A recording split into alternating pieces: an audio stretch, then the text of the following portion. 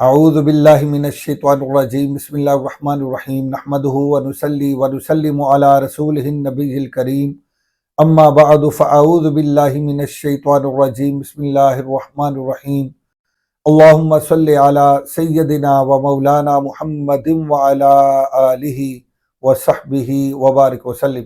معزز ناظرین و سامعین، السلام علیکم ورحمۃ اللہ وبرکاتہ۔ آج سے ہم ایک نیا سلسلہ شروع کرنے جا رہے ہیں جس کا عنوان ہوگا روزہ کے احکام، جس میں ہم روزوں کے متعلق آپ کے پوچھے گئے سوالات کے جوابات عرض کریں گے۔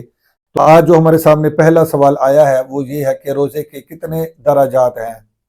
روزے کے کتنے درجات ہیں؟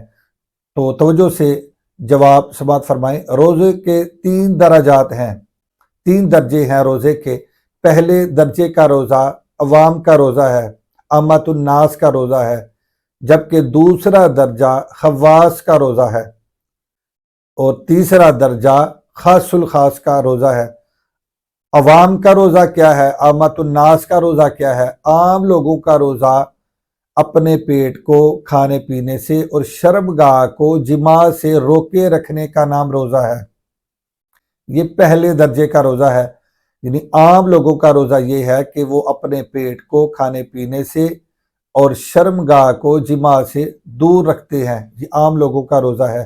جبکہ خواص کا روزہ انہی مذکورہ امور کے ساتھ ساتھ اپنی آنکھ کو، اپنی زبان کو، اپنے کانوں کو، اپنے ہاتھ کو، اپنے پاؤں کو علی ھذا القیاس جسم کے تمام اعضاء کو گناہوں سے دور رکھتے ہیں۔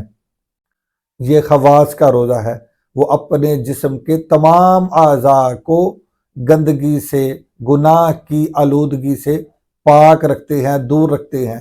یہ خواص کا روزہ ہے۔ جبکہ خاص الخاص کا روزہ کیا ہے؟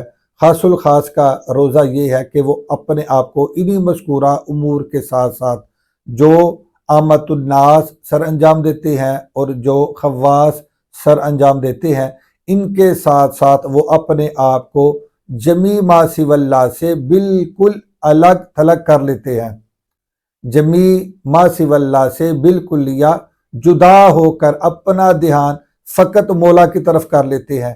تو یہ خاص الخاص کا روزہ ہے، یہ خاص الخاص کا روزہ ہے۔ تو یوں روزے کے 3 درجات ہوں گے۔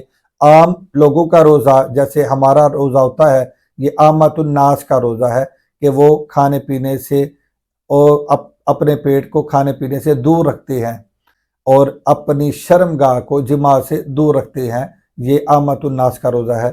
جبکہ خواص کا روزہ وہ اپنے جسم کے تمام اعضاء کو گناہوں سے دور رکھتے ہیں، یہ خواص کا روزہ ہے۔